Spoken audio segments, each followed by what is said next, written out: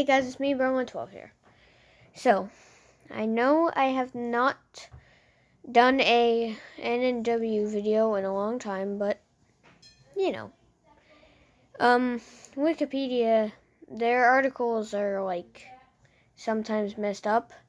So this article that I'm using for this video, is gonna be real short, so that's why it's a short video. Anyways, today we are looking at the ALCO RS-36. So, let's get into it.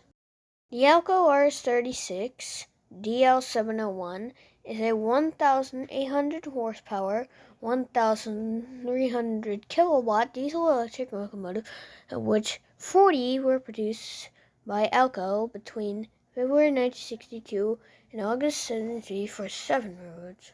Original owners: Atlantic and Danville Railway, Potts Railway, Chicago Northwestern Railway, Delaware and Hudson, Neck Plate Road, Norfolk and Western Railway, Tennessee Central Railway. Surviving units include Atlantic and Danville 2, fully restored and owned by the Southern New England Railroad, now in D&H inspired paint and number 5012. Delaware and Hudson number 5015, undergoing restoration by the Southern New England Railroad. Delaware and Hudson 5017, operational and owned by the Delaware and Ulster Railroad. Delaware and Hudson 5019, stored at the Walpole NH.